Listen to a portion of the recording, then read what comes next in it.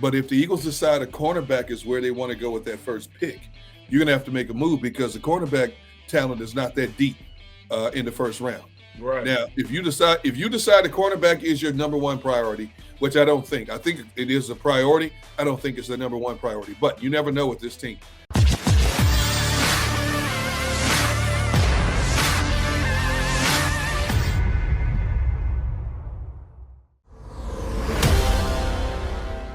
As I mentioned with the luxury bus, and get on it, folks. Let's get representing strong. We got the draft 3 days away now, and like this always happens week of. There's a lot of smoke. There's a lot of stuff being put out there by teams, by agents, by players. You name it. A lot of stuff being bandied about, smoke here and there.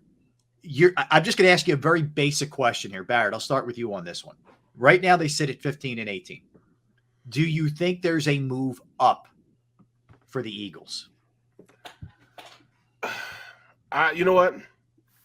I'm saying Howie is going to be Howie, but I don't see them moving up because the talent that you really are the the must have, the talent that will be really a franchise changing talent, are probably the first 10 picks. Those are the guys that are going to be, that are going to be, franchise-changing type of players. But after that, there's enough talent that's really, really good talent that can come in and be staples in your defense for a long time. Mm-hmm. Getting a guy like Thibodeau, it's going to be hard-pressed to get him because in order to get up into that top 10, you're going to have to give a king's ransom. And I don't think we have a king's ransom to give right now to get up that high. Now, which player is worth getting up that high for? I do think a guy like Thibodeau, Walker, defensive end from Georgia, maybe even safety from Notre Dame. Mm-hmm. Maybe he would be around that 10 area. Yeah, that sounds. Most projections are in that 8-10 range for him. Yeah, so that means those guys. I say Hamilton, Thibodeau, Walker. I would risk going down that low, and it'd be hard pressed to get those guys, if you're not lower than 10. But after that, I think there's enough game changing talent after that the Eagles be right there at 15 that you wouldn't have to barter or give anything. You'll get probably equal value from picks 10 all the way to 20. Sounds like you'd rather they stay pat. Right. From 10 to 20, you're going to get basically the same level of talent. You're not going to get you're going to get the Pro Bowlers, and first year Pro Bowlers are 1 through probably 8, those picks. But after that, you're still going to get guys going to be Pro Bowlers in their career, or get guys can come in and instantly play right now. And that's what you want. So I can see us staying pat where we are and getting that type of player from 10 to 20, in which, kind of the same as far as where they fit in on futures and being game changers in the system. Okay. How about you, Gunner? Didn't Howie move up to get Devontae Smith? Yeah, you saw the Giants were going to pounce on him. He went back. No, he went back. Back and then up. He went back and up. Okay, so let's see. The Giants have 2 picks ahead of him. Washington has a pick ahead of him also. Right. Right now the Giants have 5 and 7. Washington has 11. Mm-hmm. I agree with Barrett in saying this. I believe the talent pool is deep enough. If the Eagles decide that wide receiver is their number one priority, the receiving pool is deep enough, you don't have to sweat it. You can stay where you are, possibly get what you want at 15 or 18. I agree with the same thing in terms of edge rushers. But if the Eagles decide a cornerback is where they want to go with that first pick, you're going to have to make a move because the cornerback talent is not that deep in the first round. Right. Now, if you decide the cornerback is your number one priority, which I don't think. I think it is a priority. I don't think it's the number one priority. But you never know with this team. If they decide to flip-flop and go corner first because the guy's sitting there right now and they're worried about Washington trying to get him ahead of them, I can see Howie trying to make a move. Maybe flip-flop with somebody on a first-round pick somewhere. I can see that possibly happening. But for the most part, they're in a good position at 15 to get mostly what they want. I'd be shocked. I'd probably pass out on the floor if they decide to take a linebacker at 15. I don't think that's going to happen. I'd hit the lottery. I'd hit the lottery before they take a linebacker at 15. But what about 18 though? What if they get whatever position ends up being 15? Possibly Devin Lloyd sitting there at 18. Here's what I've been told, and all the intel I've been able to gather. They have 3 priorities. Their top 2 priorities going into this draft: wide receiver and edge rusher. Okay. Mm-hmm. So I think they're in good enough position not to make a move. But again, depending on how the board plays itself out, because, we see 100 different mock drafts, and outside of the first 2 picks, you don't know what's going to happen. That's when things start getting crazy. People start making trade. One of the teams, I don't know if it's Houston or the Jets, I just saw a report, they're considering moving down to get more draft picks because after they pick in the first round, they don't have another pick until the 4th round. Nah. So they're trying to there are teams out there with single first-round picks that have gaping holes they need to fill with players that they may try to garner some additional picks. So that's when craziness starts happening. And, I just can't wait to see how it plays out. But like I said, I don't see the Eagles, as much as Howie likes to move and wheel and deal, I don't see him making a move at 15 or 18 unless they identify a cornerback that they truly want to get in that top 11 or 12 spots. Well, the thing that fascinates me every year is the dropper, right? There's the Justin Jefferson. Yeah. How is he possibly there? You go back to Aaron Rodgers, some of the quarterbacks, whatever. Dan Marino. Marino, right. Yeah. For whatever reason, sometimes Warren Sapp, sometimes Randy Moss, sometimes it's valid, sometimes it's just nonsense. You remember what was it? Was it Laramie Tunsil? They post the shot of him with the gas mask. Yeah. Somebody clearly had an agenda there, just wanting to nail the kid, right? But I'm not. That happens all the time. So if you're the Eagles, I think it's more about reading the room and just sort of what's happening here, because we had this guy, I don't know, as the 7th or 8th best overall, and all of a sudden he's at 11 or 12, and then you're saying to yourself, got to make a little move. Maybe it's not going to kill us here. We can get up a little bit, and it looks like Baltimore may be grabbing, take your pick here, whatever, or somebody like that, who whichever guy we like, got to leapfrog ahead of them. That's the sort of mind games that I love about the draft. All I can tell you is this. I'll be glad when this draft is here and said and done. Because, we get to a point, you get tired of talking about this, man, all the speculation going on. I want the draft here now, get it over with. Let's get this done so that we can sit back and analyze with not just the Eagles, but what everybody else did in the first round. Yeah, I hear you. Yeah, you look at, even the people in the stream, you're saying, well, is Howie going to mess this up? I really think it's hard for Howie to mess up this year's draft. As far as how deep it is and what this draft has to offer. It's definitely needs at a lot of positions to make this team better. They have 2 picks. This should be a really good draft for this Eagles team. There's a lot of depth at positions that they need. I'm going to say this. Pass rusher and wide receiver, there's enough talent that they could probably sit where they are and not worry about it. Cornerback, you're right, it does get a little thin, but there will be a guy like Booth there, Clemson cornerback, who can come in and be a day 1 starter. There's some depth at the safety position, with guys that you're not even talking about. There's a couple of guys right now that I love. Petrie, the kid from also, he's from Baylor. Mm-hmm. The kid from Maryland, 4'3", center field type of safety. There's some depth there. Sin, the safety from Georgia. Yeah. Well, there is there is a way in which they can get a quality talent in the second round as opposed to the first round if they do drop down a little bit. But this should be a no-brainer for Howie. He should do well.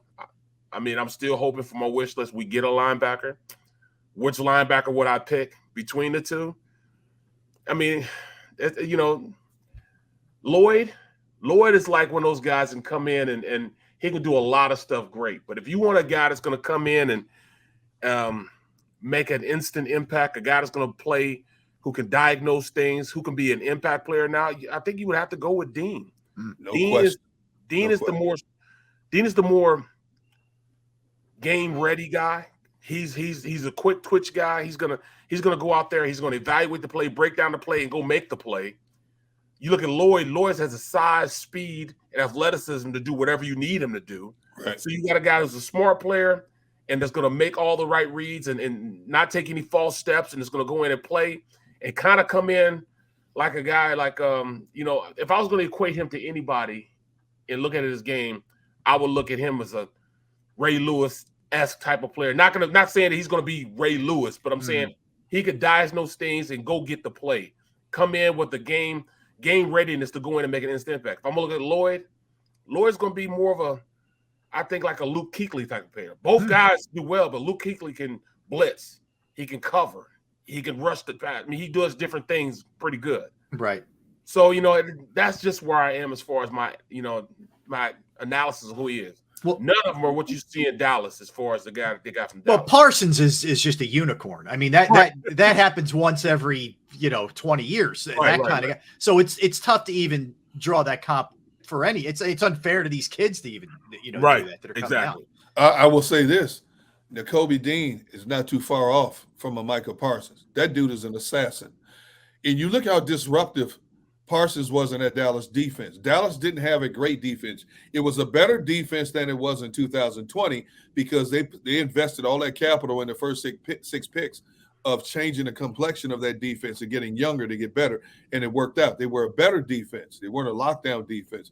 And when I look at Nakobe Dean, every time you see that guy, he's around the ball. He's in a quarterback's face. He's breaking up passes. He's taking on block. He's taking on 6'5" guys shedding blockers. He's slipping under him. This guy is making plays all over the field. And the fact that he played for Georgia. And how many times do I have to say this to everybody listening out there? If you played from Georgia, I don't care if you're a punter. I'm taking you from Georgia. If Georgia and Alabama are two schools. If you wear their logo, if you play significantly in their program, I don't care if you're green, purple. I don't care if you have 2 heads, 6 arms, 12 legs. I'm taking you to play on my team. Let me add one pedigree. All right, let me add one thing, and this ties into Parsons. One of the other things, and look, he's an insane talent, but one of the things that helped him greatly was Dan Quinn did a really good job utilizing him and incorporating him into that defense. The one thing I worry about, guys, no matter who they draft, whether it's Dean or Lloyd or whatever, they get Hamilton, the guy who's running the show here, I'm just not sure will utilize these people the way that they need to be utilized. True. And that's a concern when it comes to Jonathan Gannon for me. I'm not sure yet. I'm not writing it off. I'm just telling you, I have, from what I saw last year, and granted, he had limited talent on that side. I worry about that. You're right, man. And now when you say that, I'll look at what the Eagles have, look at the coaching staff, then I would have to go with a Dean type of player. I would have more NFL ready. Yeah, guy. Yes. Dean will make it happen because wherever you put him, he's going to be able to read, react, and make the right play. I think Lloyd, you have to put him in those positions for him to do it. You got to blitz him to make the play. You got to put him on the edge, have him be an edge rusher to make a play. I think Nakobe Dean is one of those guys that you just put him out there, say, hey, go play. Put him at the Mike linebacker position, go play, and he will make it happen. If they took Dean, I'm Nick Sirianni, and I say, you know what? I look at Jonathan Gannon, and I say, you know what, John? Here's the bottom line. Your philosophy you had in 2021, that's a nice start. But now you've got to elevate it. And if you don't have Nakobe Dean, I don't care. Put him on the punt team. I don't care. I want this guy on the field 85% of the time, somehow, some way.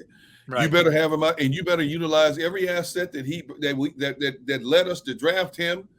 You better look at every film that Georgia had from 2021, and you better emulate a lot of the stuff that he did there, because if not, I don't know how secure your job's going to be. I know the streamers, Barrett. We're not going to get Dean or Lloyd. Sorry to break it. I know, man. I know. Can't we wishful think for a minute? Right. Dream. On a Monday, can we just fantasize for a second here? Did you hear me preface and say, if I had my wish list? Okay, I'll be this here. Listen, mark this down. Okay, it is 12:29 on Monday. All right, I'm saying this 3 days ahead of the draft. Okay, I'm going to be the sucker. I'm going on record, guys. The 18th pick will be a linebacker. Wow. What? Okay, you heard me right. For the first time since 1979, Jerry Robinson out of UCLA, the Eagles will take a linebacker in the first round. Mark it down. All right. Somebody's got to say it. Somebody's got to say it. I love it, man. But look at Kevin Quinn. Barry, my hair is going to grow back first. See, Barry, that statement that Rob just made, It's a prime example why you shouldn't drink in the morning. Right. It's a prime example. By the way, right there. cheers, everybody. See, it's a prime example why you shouldn't be drinking in the morning. Hey, it's You noon start saying somewhere. crazy It's noon stuff right like here. You start saying craziness like this. Right. And so then come Thursday night, the Philadelphia Eagles select, and when it's not a linebacker, hey, we're gonna be live on camera Thursday night with our show from Ocean Casino. I'm gonna turn and look at Rob like this. Yeah, no, listen, nobody has any faith. That's all right. That's what I'm gonna do. I'm saying it. All right, I love it. Listen, I better get my love, my flowers, as they say, Hey, when they do take a linebacker. From your mouth, from your mic. Yes. God's ears. Exactly right. Yeah. All right, so here's what we have coming up today. You talk about a football show. At 1 o'clock, we have Tim McManus from ESPN.com. Oh, man. Yeah. Tim does a phenomenal job covering the Birds. At 2 o'clock, Jimmy Kempski from Philly Voice. Jimmy Kempski just did his mock draft 4,678. Okay. So he's ready, man. And I will tell you, I dug through I went through all his entire pick. Just to give you a little teaser. Jimmy has the Eagles taking a punter in the 5th round. A punter in the 5th round. Yes. All right. We'll get into that with Jimmy. Tim's got all kinds of unbelievable stuff, too, that we're going to dive into at 1 o'clock. We'll keep going with the Eagles talk. We'll get it back to the Sixers. The Phillies. Where do I start? And Angel Hernandez, where do I start? Okay. We will get into the Phillies a little bit later. And shockingly, Ben Simmons not playing tonight in Game 4 of the Nets-Celtics series. Big Ben just keeps bringing it, man. It is unbelievable. So we'll dive into all of those kind of things. That's for sure. He's Derek Gunn. He's Barrett Brooks. I am Rob Ellis. We are Sports Take, JAKIB Media YouTube channel.